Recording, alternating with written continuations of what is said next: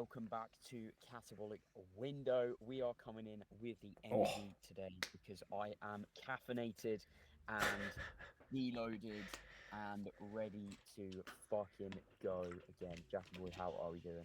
I'm good. I'm very, very good. Lots of things have happened this week. Lots of things are going to happen over the next weeks, months. We're Pog champion, to be honest, mate. Things are good. With what? Pog champion. Do you not know what Pog champ means? I don't know what Pog is. I don't know how can you be player of the game champion? Oh, What? It doesn't you really don't make know sense. what you don't know what Pog champ means. That's okay. No. That's okay. Mate, I don't know these video game terms. I just play single player games because I'm a little weeb. A weeb.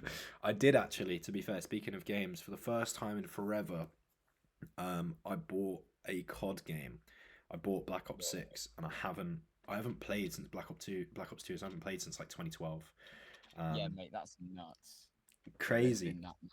I've been enjoying it. Every day I wake up and I will play half an hour and I crack on with the rest of my day. And it's so not, mate, that first half an hour of my day.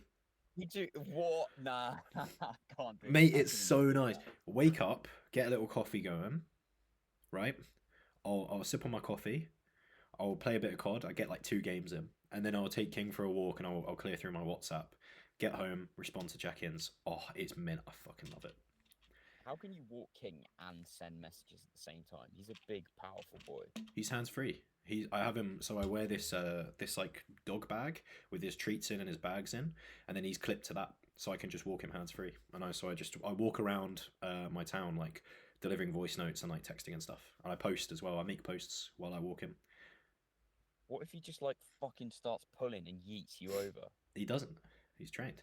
Oh, legend. Yeah, but I mean, I'll spend like hour and a half, 2 hours walking him a day. So if I didn't have that as productivity time, I'd be fucked. Oh yeah, that'd be fucked. So it was annoying when I couldn't do that, but now that I can do that, it makes life so much easier. Like, why couldn't you do it like before he was trained? Yeah, I'd have to hold on to the lead, and then because he would pull.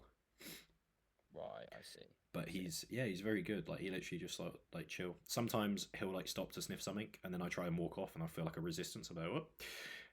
But mate, it's so good, honestly. And like, otherwise, I would just never get through my fucking WhatsApp or my Insta. Wait, say something. I feel like the recording might have just crashed. Yep, it did. All right, 1 sec. Bosh. All right, we're in. Okay, big man. I was waffling. How's your week been? No, I was just gonna say, like, I feel like it's quite easy for coaches to get steps in because we've got like other shit that we can do anyway. Yeah, for sure. Whereas, like, it's really easy for a coach to sit there and say, "Oh, just do your fucking steps, mate." But it's like we're almost 2 for 1 multitasking it, whereas like regular people that don't get as many messages or stories to post or whatever the fuck as us, they've got a bit less shit to do that sort of occupies them on the walks. Do you know what I mean? Yeah, I know what you mean. I was talking to this with a client the other day who he works in a comp sci, and he was like talking about cardio, and he was like, I ran out of time for cardio, and I was like, what I want you to do is, I know that there's work that you can do from your phone. Do not do it before you go and train. Like, do anything that you have to do at a laptop or a computer, do there. And then when you go and train, jump on the treadmill first as a warm-up and clear through half of it. At the end, do your cardio and clear through the other half. Like, it's kind of a similar thing to what we do. Obviously, the amount of work that we can do from a phone is probably greater. But like, my morning is pretty much like me sat at this desk is entirely form feedback, Loom feedback, and check-ins. And then it's like responding to messages and voice notes and like just pinging people a little bit of conversation. That's all like cardio and steps and stuff. Yeah, makes sense. But I think as well, like, you have to, it's weird. Like, I think a lot of people who aren't coaching but are into like bodybuilding or training or whatever could take a lot of lessons from being a coach. And this is kind of what I try and teach my clients. Like, for example, with that client, he would just like do the work as it came rather than thinking about like, oh, could I do this in cardio? It would just, he'd do it as it came through. And yeah, like, as long as it's not stuff that needs to be like immediately done, that's not really a problem.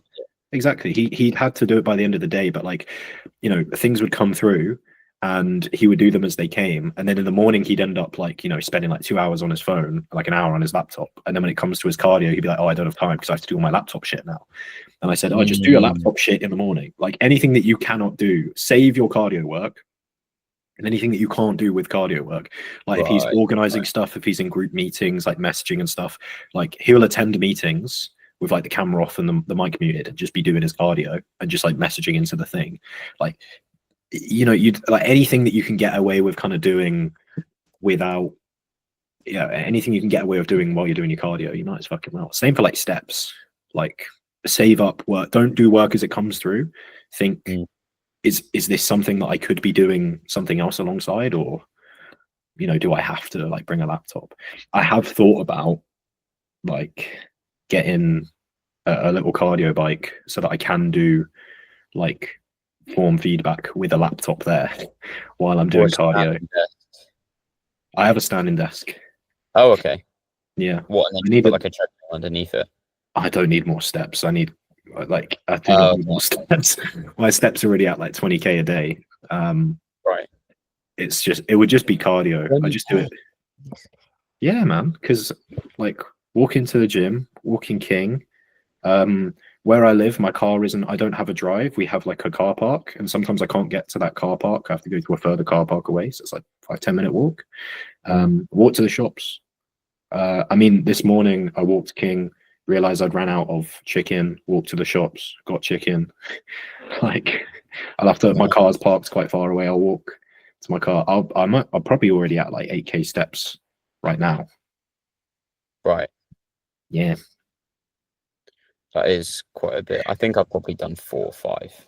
That's why I do so much crap while I'm walking, because otherwise I would have like no time to do anything. Yeah. Like, make time. Yeah, unless it's like, yeah, exactly. Just stop and pull out a laptop. To be fair, like sometimes what I'll do is I'll just, if I'm out on a walk and I can't, and someone sends me like form footage, I'll just send a message being like, hey, I'm currently on a walk. Here's when I'll roughly be back, and I'll get it sorted for you then. Let me know anything urgent, and I'll just bang it into my calendar.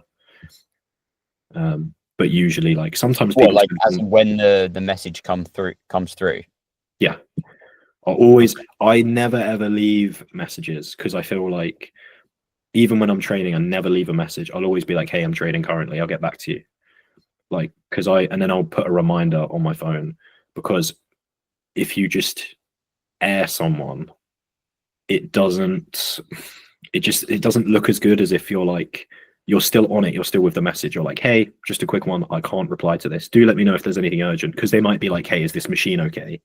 They might not be asking for full form feedback, but they might be like, is this machine okay? And you can just quickly be like, yes, no, right?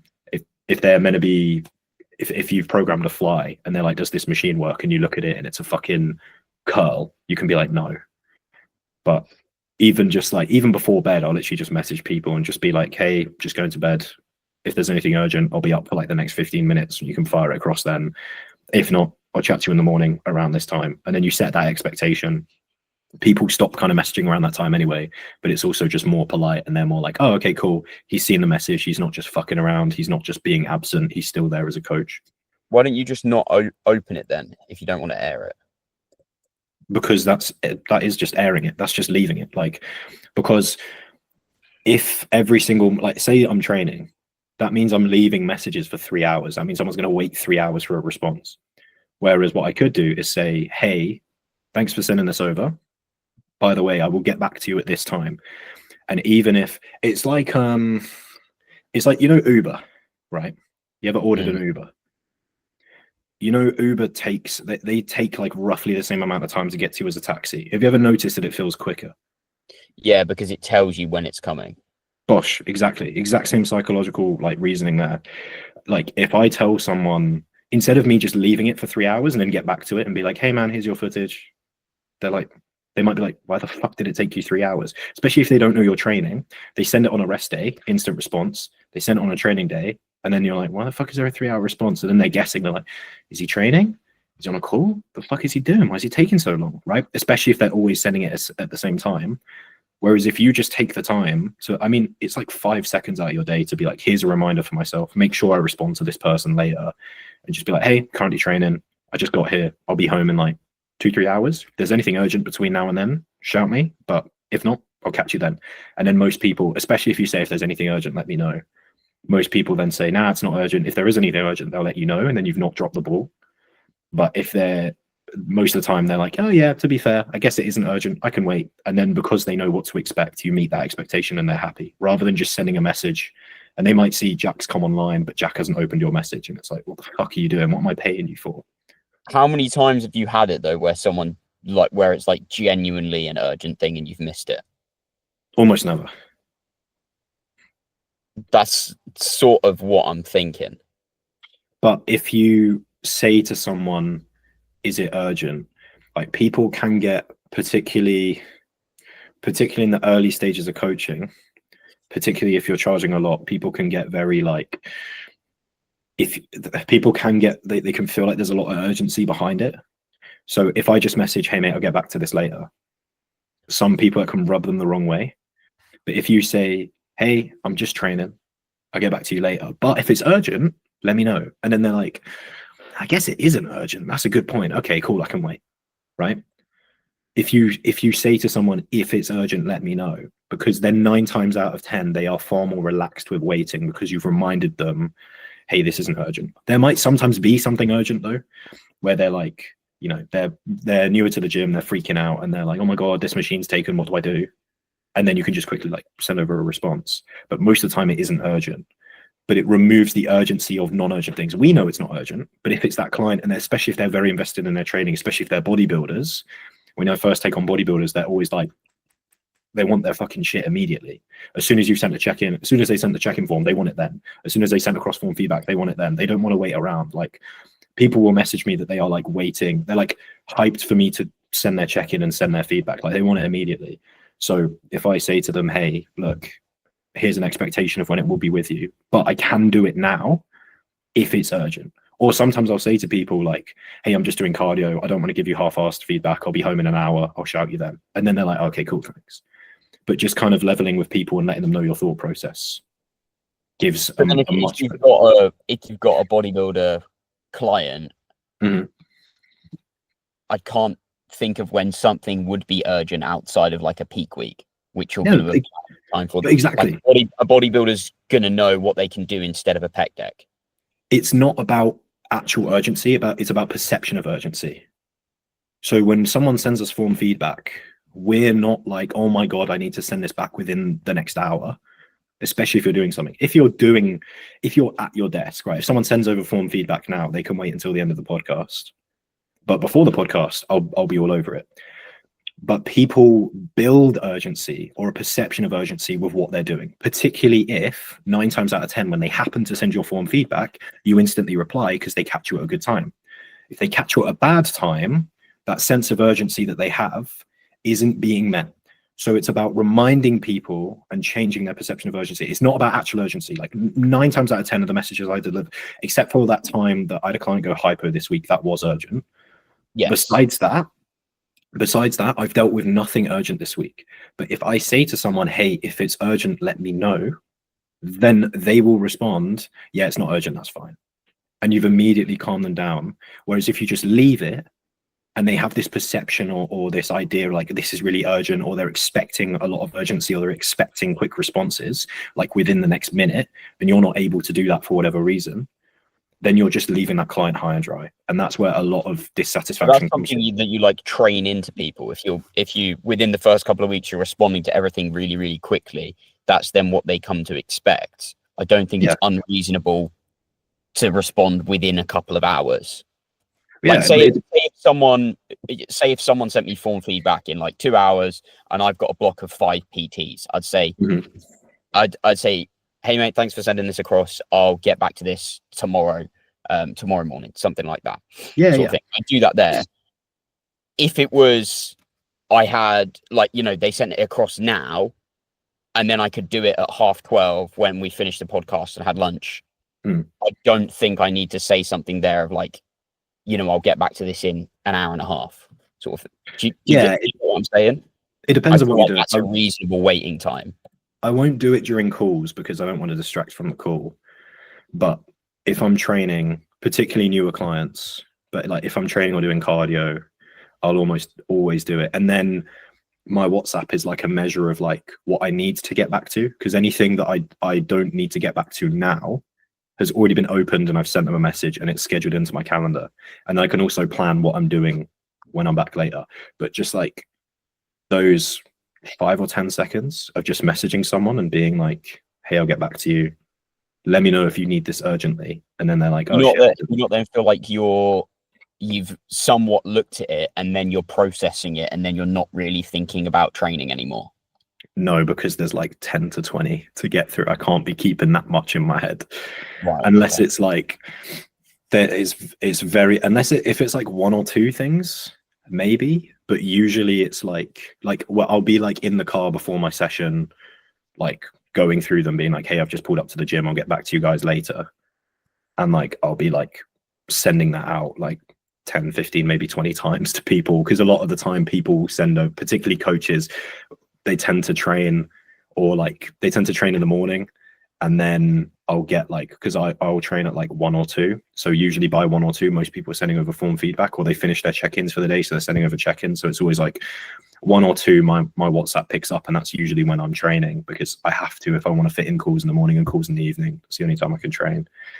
So there's too many people to remember it all, and I don't really like, I kind of vaguely like look through it and be like, okay, that's someone in a gym, that's training. Or I'll be like, okay, that's a loom, that's a check-in, I'll get back to that. Like, unless it's literally just like a block message, then I can respond, and I'll probably respond via voice notes, it's quicker.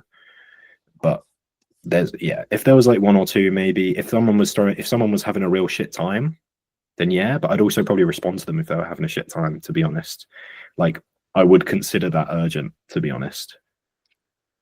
But yeah. Part of me just seems like you're creating extra work that's not really adding anything, because if they've been with you for a while, then they've probably got some sort of an idea of Jack will normally get feedback back to me in this sort of time frame. It depends when they send it over. That's the thing.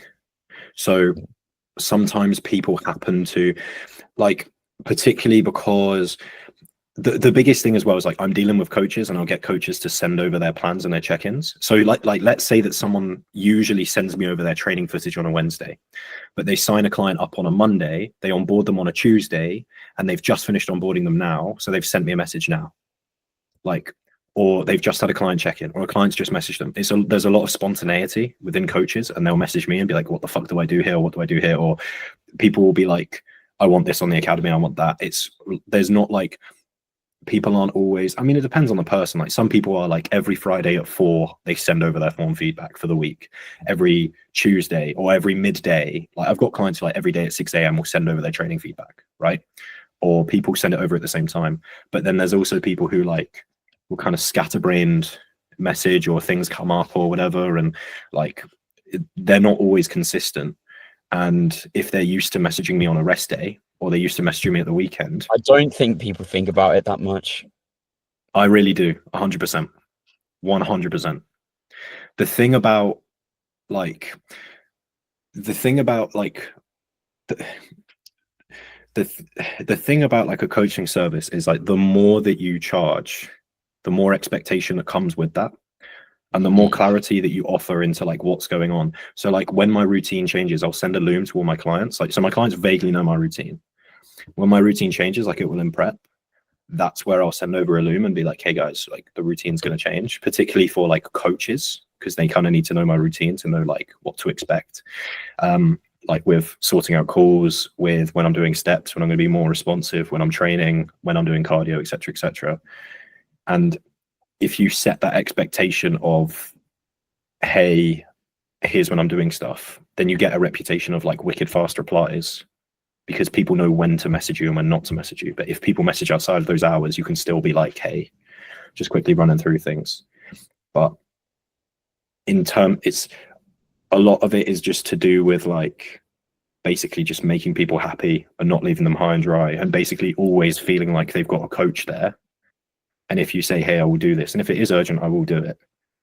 like that holds clients for ages. I mean, the fucking amount of clients I've got that are getting over 2 years old now, like, and potentially longer, is insane.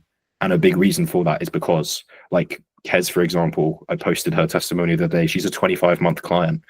For 25 months, I've been doing this, right? And it's like 60 seconds a week. And like her lifetime value is ridiculous because I've had her for 25 months. And like, I've never had anyone leave because they're upset with my price or my service. And I've increased price, like, from when Kez started, my price has tripled.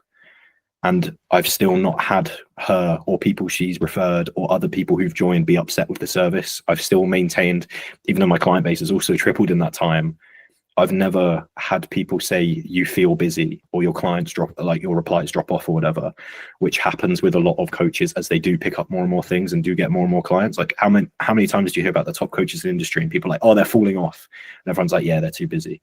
Like, if you want to maintain that perception of I'm really on it, which we are, you need to kind of, in my opinion, say, well, not just in my opinion, I mean, it's just kind of like basic customer satisfaction. It's just saying, hey, I can't do this right now. Here's why. You've given an adequate reason, but you've said still, the door is still open. You've said, look, if you need me to get back to this, if it's fucking life or death, I'll get back to it. And then 9 times out of 10, that client says, you know what, it's not. So I'll see you later. But it literally, that communication takes like 10 seconds. And that could be the difference between them staying for, well, them, if they're feeling a bit like your service is dropping off, that could be the difference between them thinking that month and getting wandering eye, and then not that 10 seconds of message that you might do per week. It's kind of the way that I view coaching is, imagine that you're never going to get any new clients ever again. What kind of things would you do for your client base? You would probably instantly message them as soon as they message you. Hey mate, I'll get back to you. Hey mate, just setting this expectation. Hey mate, see you in a bit, right? If a client was having a shit day, hey, you free for a call? You mind if I give you a ring? That's exactly how I operate all the time, constantly. Even though there's clients coming through the door, I will always operate like retention is all I have, because it's so fucking important. And if you coach that way, retention times get ridiculous.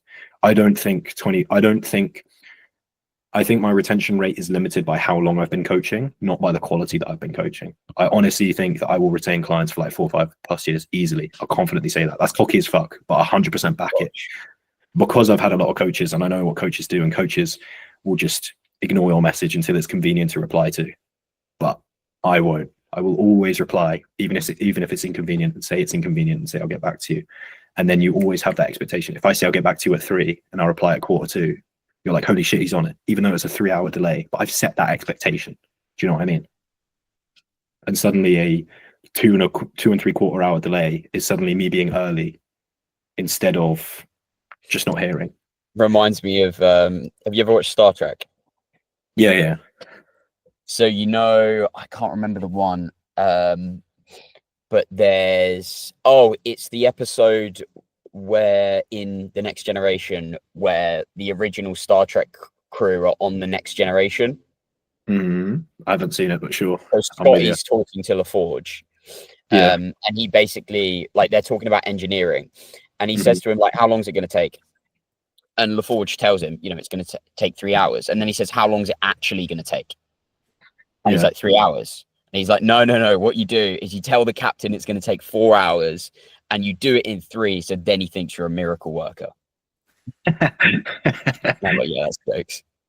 What a legend. I mean, there is a bit of truth to that. I think if you're unsure if you can respond in 3 or 3.5 hours, say 3.5, and then you'll just bang on time.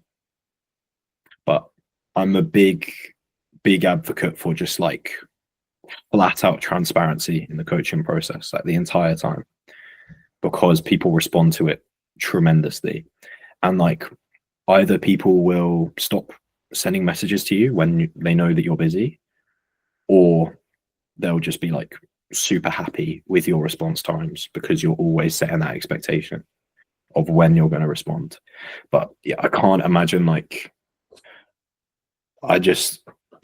can't imagine just like leaving it.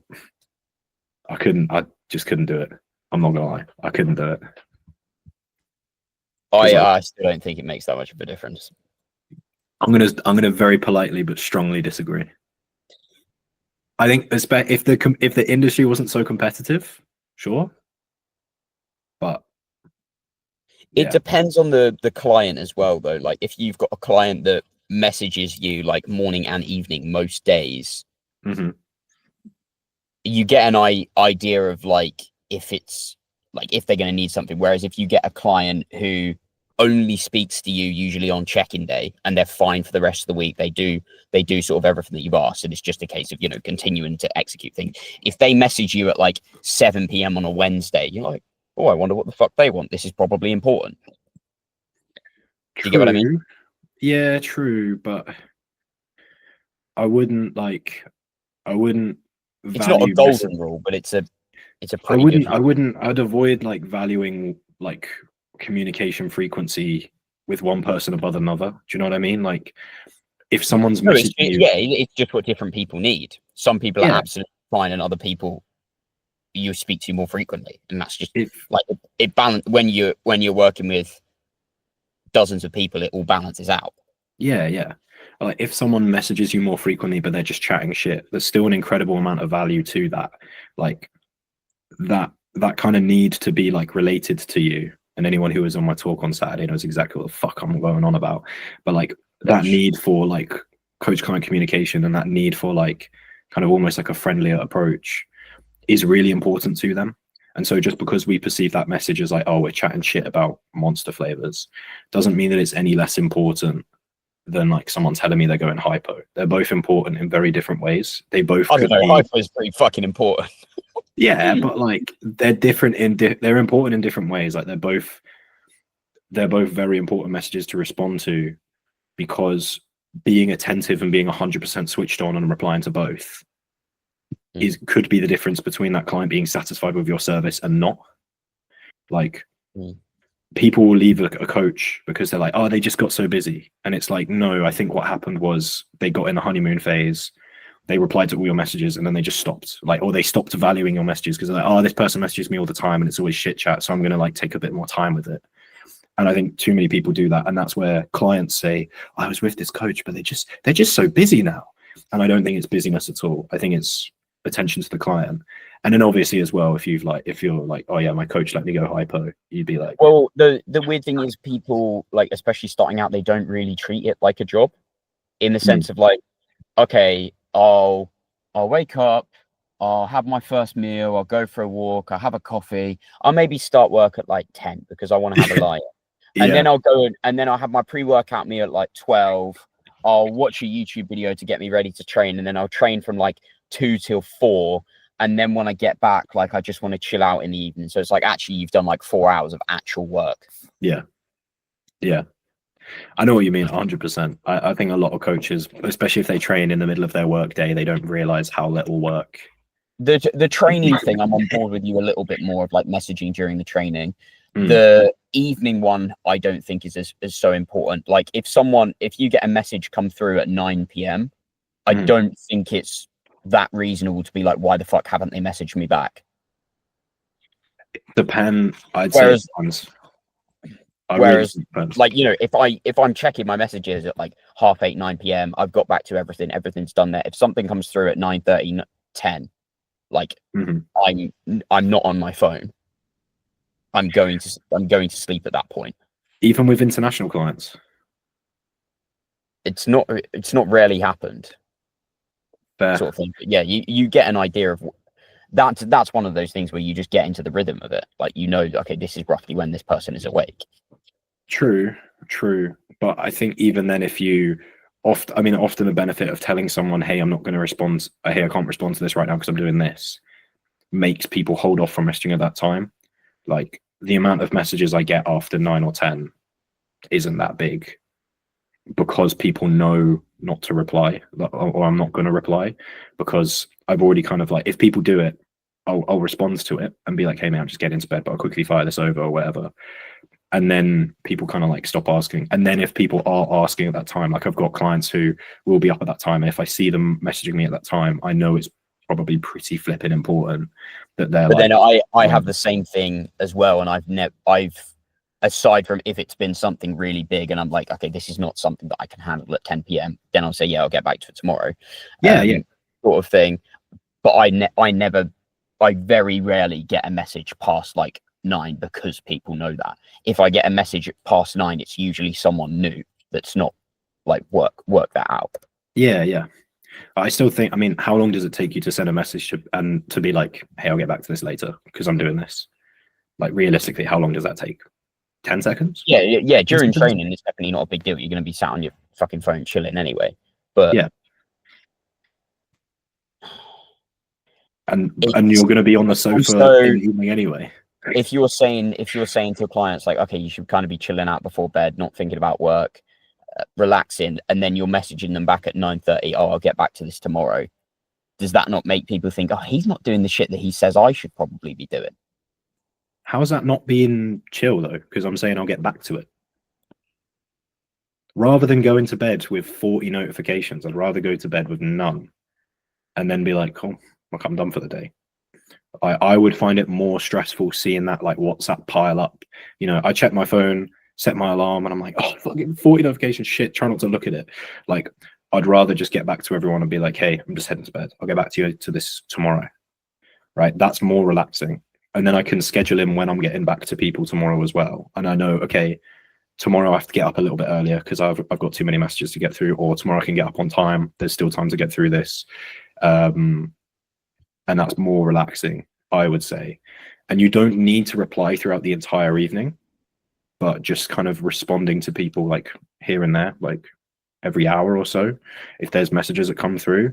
And particularly if I'm just going to bed, I'll just do a clear through and just be like, hey guys, just going to go to bed. Like, keep this coming. You know, I'll send this over roughly tomorrow at this time. But that doesn't really require you to be like switched on, because I don't really like, once it's in my calendar, I don't think about it.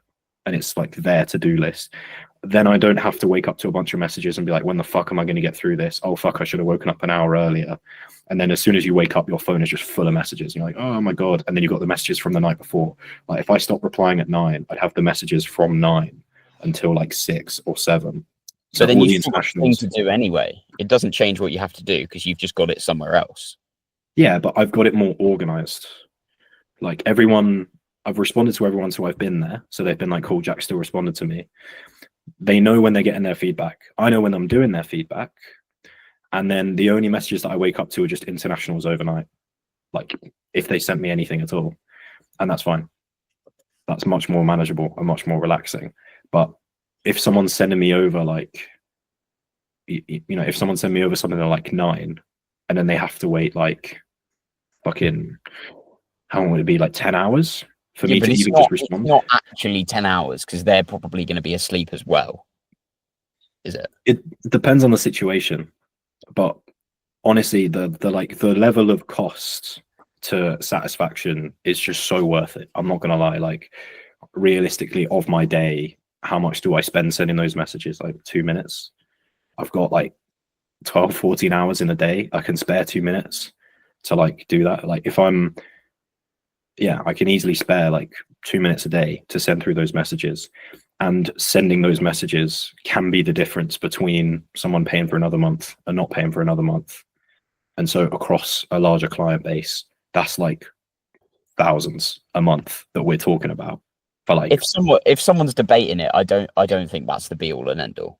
It's the quality of the thing that they get. Yeah, but also how punctual you are. Particularly, like I said, the higher that you charge, the more expectation there is. So the more like, if someone's going to pay me a lot of money, like they're going to fucking expect me to reply. They're going to expect me to be like, even just having that little bit of professionalism, the same way that like, if you are working a corporate job and your boss messaged you, right? Most people, if they want a promotion, are just going to be like, hey, I'll just get back to you here. Or I'm currently doing this, I'll get back to you, right? It's just polite. It takes 10 seconds. And it makes people feel like, oh, okay, cool. He's still on it. He's still doing it. And that always, again, it comes back to acting like your clients are, acting like you're never going to get any new clients, acting like retention is your main focus. The relative cost of doing it. It's not like I'm giving them a ring to be like, hey, thanks for this. I'll get back to you in, you know, like. Where does that come from? Like that would take way too long. It's not as if I'm like, you know, sending it by carrier pigeon. It's just a text, like, or a voice note of just like, hey, I'll get back to you. And then just writing their name down in a list. Like, I'll do it all the time. It really doesn't take that long, and it makes scheduling and organizing easier. You set people's expectations and deadlines, and then you're constantly able to meet that. And particularly as well, because again, like working with coaches, if they've onboarded someone or if they've got a client who's 50-50 and they're a bit like, what the fuck do I do in this situation? Me being like, hey, okay, I will get back to you at this time. For the time being, do this. At this time, I'll get back to you. And then they're like, cool, rather than just being left in the dark and panicking. Particularly if you've got someone in a photo shoot prep and they're freaking out a little bit and they're kind of their heads being played with, if you've got coaches who are worried about their business, if you've got lifestyle clients who are anxious about things going on, like a lot of people give themselves a lot of anxiety, and there's only so much that we can kind of do long term to help that. And so just being there for people and just saying, like, if they know whatever happens, if they hire me and they message me, they'll get a response. Doesn't matter, like they will get a response. In my business hours, you'll get a response. Even right before, even a little bit after my business hours, you'll still get a response. And if it's urgent, I will do it. What would you say the average response time is then? Like, say for getting back to the thing and for just texting them back what you were saying there. Does that make sense? No, I don't know what you mean. So as in you sending that text of, hey, I'll get back to you, what's like what would you say the average of that is? What, so how long is that gap? Yeah, between the message and you saying this is when I'll get back to you. 2-3 hours usually. And then how long until you were like, until you'd actually then do the thing? What do you mean? Like, as in they've sent you form feedback, there's 7 videos to go through, you're like, okay, I'm training, I'll get back to you. Oh, that message would be sent within 5 minutes, 10 minutes, right, unless I'm on a call. In which case it would be like, well, I do it as soon as the call's done. I tend not to run calls back to back so I can work between them. But that message would be 5 or 10 minutes, and then the delay would be 2 or 3 hours. And then it would get responded to within 2 or 3 hours. So whenever I say I'll get back to it is when I would get back to it. So basically we do exactly the same thing. It's just you respond in like 5 minutes. Yeah, all the time. Or to tell them when it's going to get back to them. Yeah, 100%. We've been having a debate about to complete. Mate, honestly, this would have been a good question for us to ask about fucking 10, honestly, like 30 minutes ago. I will back it all day. Whenever you watch those like silly little like marketing videos or like customer service videos, like when they were like when Uber added here's how long your driver will get to you. Everyone complained that Ubers were taking too long. So all they did was just add a timer that says, here's how long it will take to get to you. And then suddenly all of those complaints dropped. It's not about, there's only so much that you can do. It's about giving people a perception of, or making people satisfied with what you are doing, and just saying like transparency, like we're not sat fucking around. Like we have a good reason to not get back to you. So just say that, just be like, hey man, I'll get back to this, I'm training. And then people be like, cool. And it takes 30 seconds and it makes your clients happier, because again, they know and they have a lot of trust that they're like, oh, if I message him, is he gonna message back? I don't fucking know. Is it worth messaging? Oh man, I don't know. Whereas if they message me, they're like, I'll get a response. And when I sign someone up, I'll say, if you message me, you'll get a response. You'll always get a response.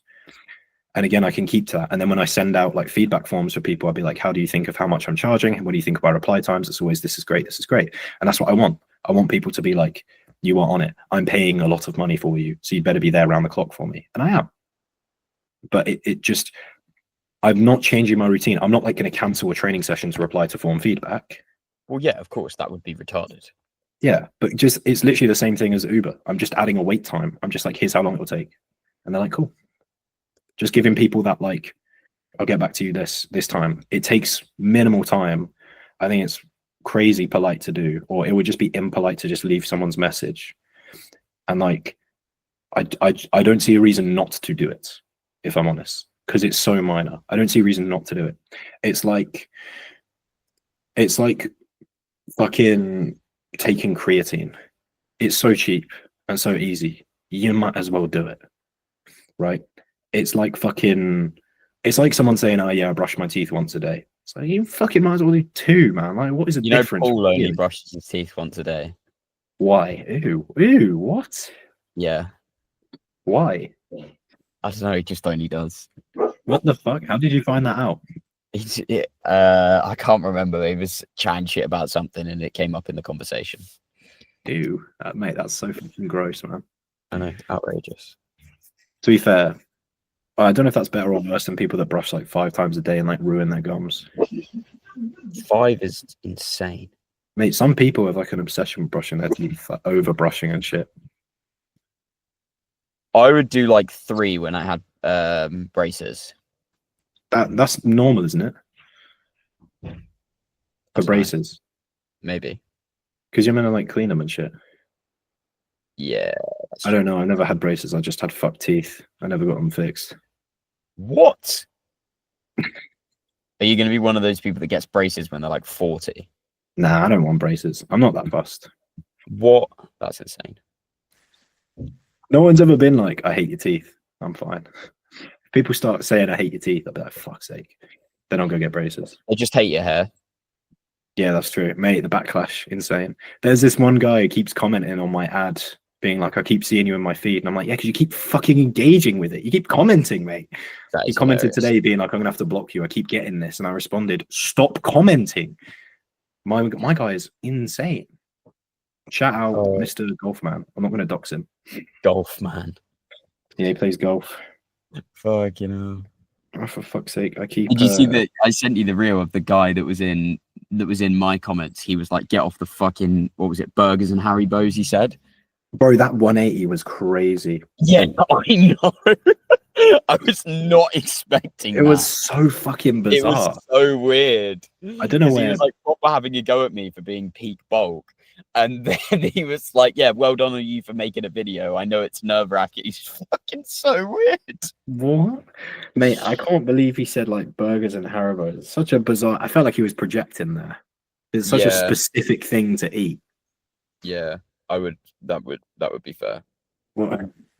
He started off by being like, bag of milk. Yeah, bag of milk is a good one. Like, I think curdled milk really does it. Bag of milk is jokes. I want to try and find this comment. It's so bizarre. What, the one that he sent to me? Yeah, I can't find it. I sent it to you in DMs. Did you?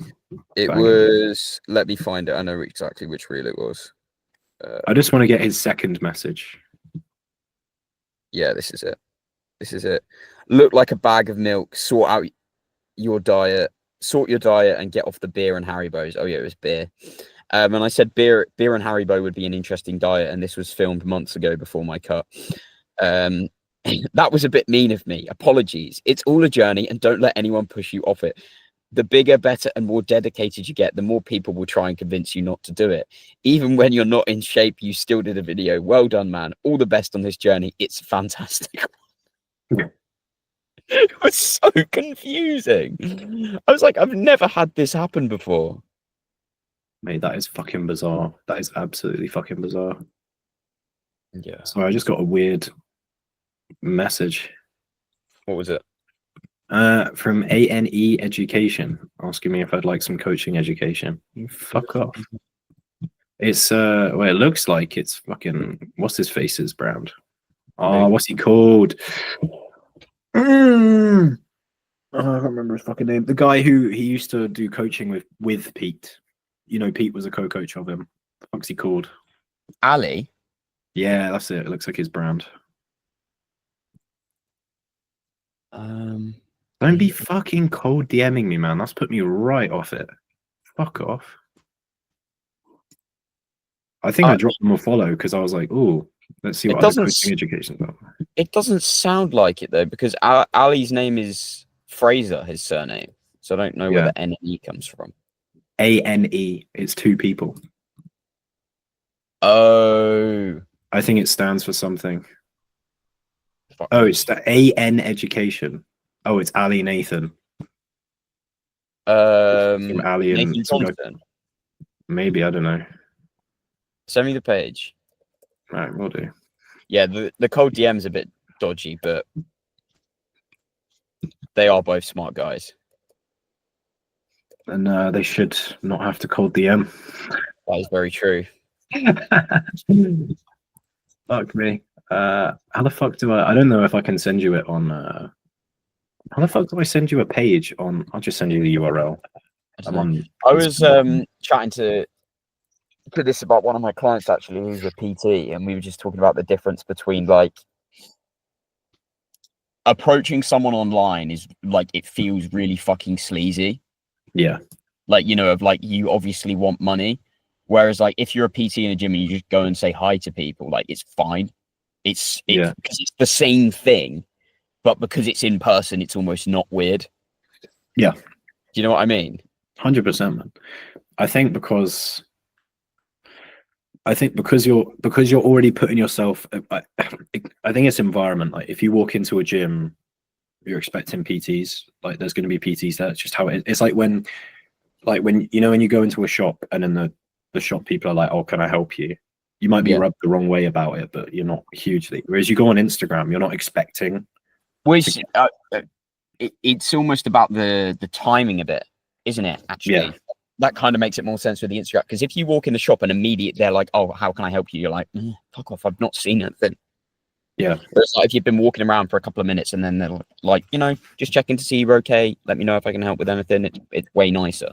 Yeah. Agreed, man. Agreed. I think, it's just because you're literally messaging someone at some random time. They're just on a social media, so they're just like they're probably in their free time, just relaxing or whatever. And you've just messaged them, being like, "Hello, do you want to give me money?" They're like, it doesn't matter. Like you can't sell. I don't think you can just sell that cold.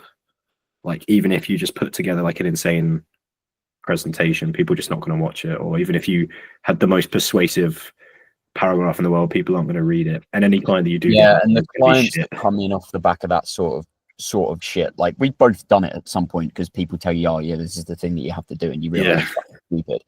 The clients that come in off the back of that, off one fucking cold message, are terrible clients. Yeah, they are. Because they've got no idea what you stand for, what people actually have to do to get results, and they expect that because they paid you money, that automatically guarantees that shit's going to work. Yeah. And basically assume that they don't have to do anything. Yeah. Yeah. No respect for the business. Fuck's Okay, now we need a topic. Well, we were going to talk about Paul Carter, weren't we? Oh shit, yeah. Let's talk about. I feel like we need a bit longer than like fucking 10 minutes to do it. That is true. Yeah. Okay. We'll do it next episode. I'm scrolling Instagram for ideas. Oh, mate. Fucking. Oh, this kind of goes into the Paul Carter thing. Actually, yeah. We'll do that next week. What? I saw something really dumb on Instagram. That's all. Fair. I'm sick of people saying, I've seen a Ben Yanes post and it's dead on the money. I'm sick of people saying that overhead press is a side delt exercise. Yeah, bro, that comes from Paul. Paul Carter? Yeah. Really? Yeah. It's just dumb shit. Like, mate, I fucking hate him. He's so annoying. I hate him more than Eddie Abu because he has reasons for what he says, but he's still like so much of a cunt. There's so much that he because you wanted to talk about with him. You wanted to talk about him saying that bulking is shit. Yeah, well, right. We'll give you guys a preview from, and I was going to try and segue this when we were talking about the video game terms, but we started talking about other shit. Because he said bulking is vaulted. So next week we're going to talk about Paul Carter saying that bulking is vaulted, the overhead press is a side delt exercise, that the weird fucking thing that I saw one of his clients doing that is the equivalent of going into a gym and saying we shouldn't use the leg press, we should just get a welder out and fucking build our own. What else did he do? He doesn't believe in high reps. Shit, all of that stuff. Yeah, he believes in like ridiculously low volume, high volume having no place at all. Doesn't believe in high reps having a place at all. Like it is, without getting into it, it is baffling. It's absolutely baffling. What I think he said as well, as you grow more and more muscle, your volume demands increase. So to continue growing, you don't need to do as many sets as you get bigger. You make up that volume with the extra weight that you're using. Yeah, sure. But Like if you're looking at it as volume load, like there's not a linear relationship with the amount of volume that you need to do as you get bigger. It's fucking nuts. you can't. You're not going to, suddenly, if you're incredibly advanced, you're not going to grow You're not more. like, oh, I turned pro, I need to do an extra 3 sets a week. No, he's saying less. He's saying less sets. Oh, you need to do less as you get bigger. That's what he's saying. Yeah. Oh, I thought you said more. No. He's saying you need to do less. So as you grow more muscular, you need to do less sets to continue to grow. I can get, yeah, sure, you can get more stimulus out of your set by being better at training, being better at doing those sets. But it's not as if you're like, oh, I went from 4 sets of biceps to 3 and they fucking doubled in size. Like, unless they're just not recovering from what you're doing and you're just doing too much volume, right? Then sure, now you're just training appropriately. But that wasn't his point. His point is you should always do minimal volume, like just as little as you can. Oh, what a prick! It's ridiculous. I don't like it. No, I don't think many people really do. This has inspired my next Instagram poll. Who's worse, Eddie Abu or Paul Carter? People are going to say Eddie Abu, but you can make a good case for Paul Carter. I think Paul Carter probably annoys me. I think I agree with you. Like, Paul Carter probably annoys me more nowadays because he has this faux logic behind what he says. Yeah, Eddie Abu's been on the down ever since he, like, less and less people believe him ever since he said that menopause isn't real. And you're like, bro, is this really the straw that's made you realize this guy is full of shit when he's denied that menopause exists? It is. You're like, come on, bruv. Come on. It's insane. Sorry, I'm watching Paul Carter. Bush.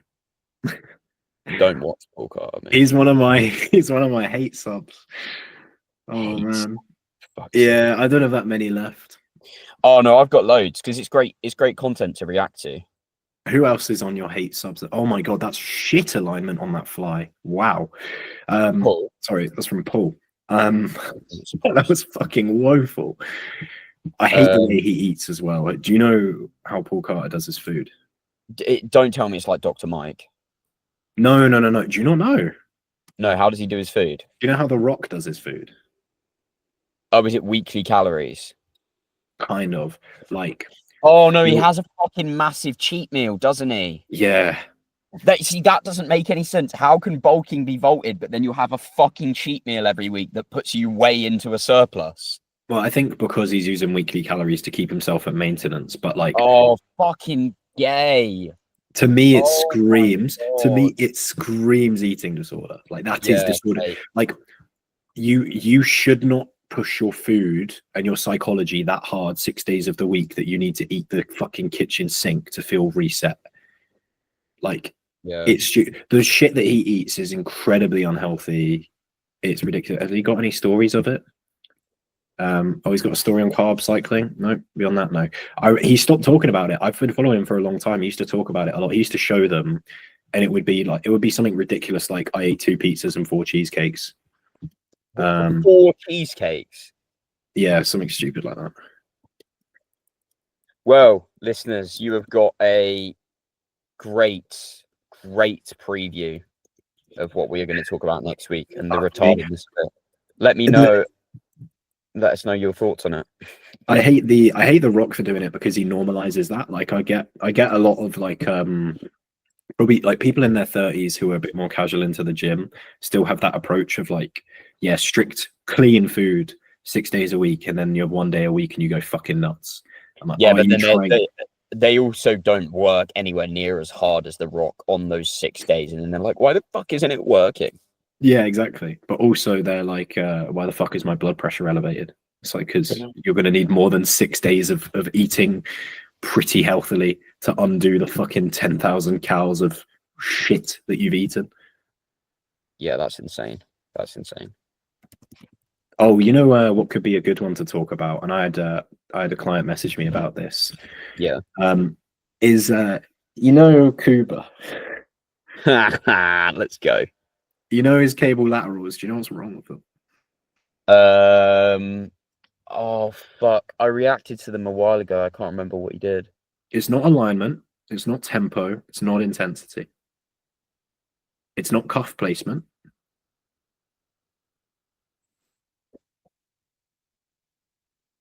Oh, It I can't has. even remember what I said.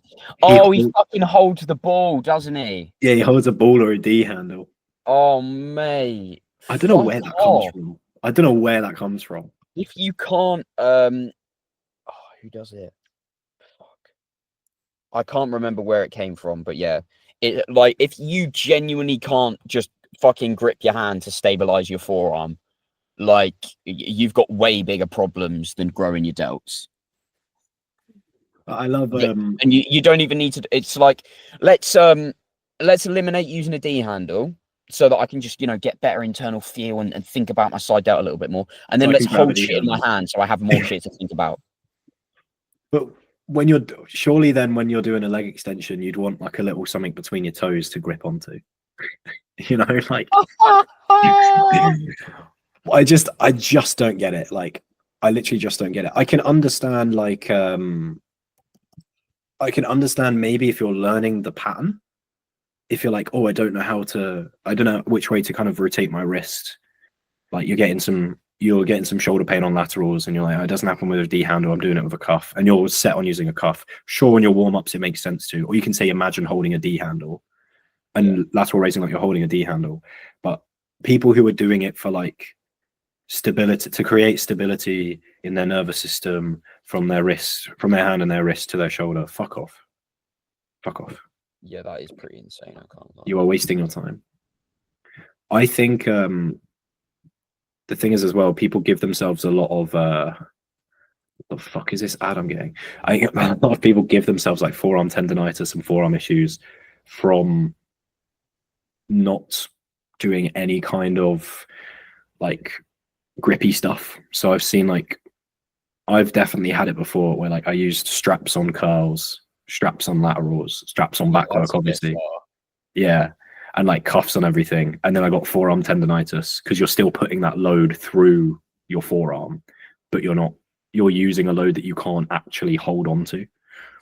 And so I still, to this day, like I will still do some D handle delt work just to kind of have a little bit of a passive challenge to my forearm. Not so much that it gives in, but still challenging that extension passively just a little bit helps me kind of keep the tendonitis at bay. And obviously in curls, you kind of challenge flexion a little bit, but you don't want your forearms to be the thing that gives in.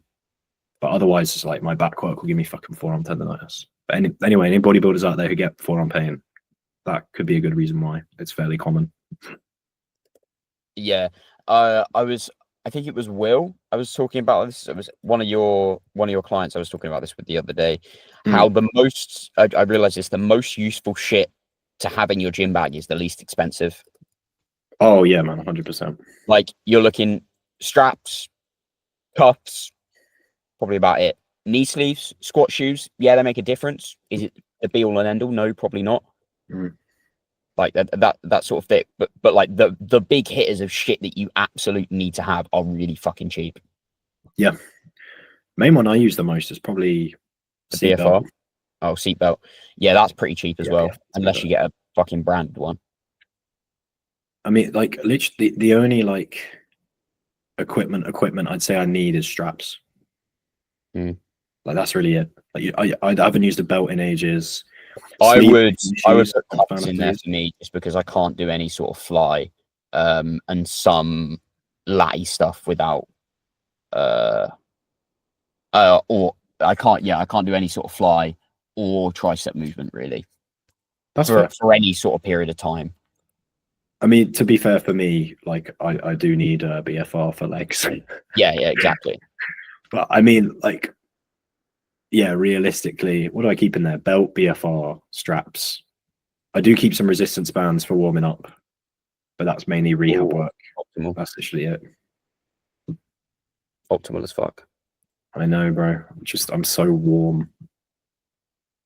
I'm already looking forward to chatting shit about Paul next week. It's going to be a good one, isn't it? Yeah.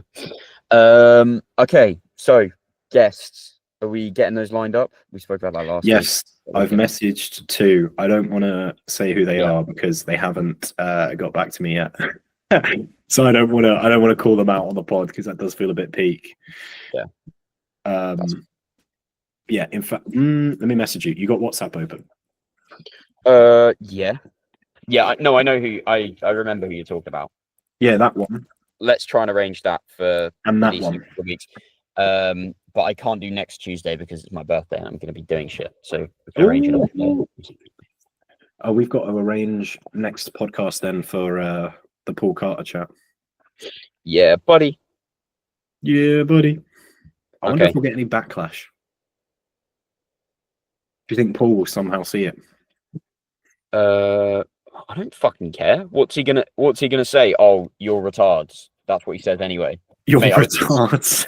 I was getting so much hate in his comments. What, Paul? Yeah, it's hilarious. Yeah, I'm not surprised. Where did he train? RTS? Did he? I feel like he might have done some of it, but he hasn't done enough of it to get back round to what is actually fucking practical. Fair. Do you know what I'm saying? Yeah. The thing is, like, kind of all of the biomechanics people have all kind of like said something that's a little bit iffy. Ben Yanes has said something iffy. Kassem said something iffy. Kassem being like, I still don't back Kassem saying like, don't listen to client feedback. I think he did backtrack it a little bit, didn't he? He said, I don't value it as much as I used to, but like, you can't argue that it's fucking valuable because it is. Like, it just fundamentally is. Oh yeah, for sure. I forget what Yanes has done, but I remember when we went to the PT project, they were talking about Yanes. It was the pressing angle thing about this is the optimal angle, but then he was looking at it from the wrong way. Was he looking? Where the fuck was he? Can I find that? Where was he looking at? Oh fuck. Yeah, I think he was looking at it from directly overhead or something like that. But you need to look at it in an oblique plane to Gotcha. actually gauge the leverage because you've moved the arm. Yeah. Sorry, I'm trying to find it. It's a good while ago. Yeah, he posts daily. Honestly, I'm just going to eat. Fair enough. Okay. It's been we've had a debate. Apparently, I must be dieting today. I've been fucking fiery. Oh yeah. Dieting at £1 per week, bro is fuming. Anything you want to end off for the listeners? Yes, actually. Promoting another podcast. I listened to a really good one. Modern Wisdom. Ooh, what's that on Spotify? It's on everything. Life Lessons from a Modern Cowboy. It's a really fucking good podcast. Whoa, that sounds badass. Modern Wisdom. Oh shit, yeah. Chris Williamson. This is his pod. Yeah. That's it, mate. That's it. I rate that. Okay, everyone. Thank you for listening. Luke, where can everyone find you if they want to be coached by you or PT'd by you? LacticAddictLuke. Nice. Where do you want to talk about where you're based for PT for interest? Just on the off. No, it doesn't really make any difference. I highly doubt there's anyone in the area. Fair. He's already fully booked, guys. That's what he said. And if they are, just fucking message me, you slag. Just fucking message him, you slag. That's what I'm saying. If you want to get coached by me, JackArcherCoaching, both of the names that we said as our Instas are our YouTubes as well. Thank you for coming along. Have a good one, everyone. I need to remember to end the recording. I need to end the recording. All right. Thank you, everyone. Bye.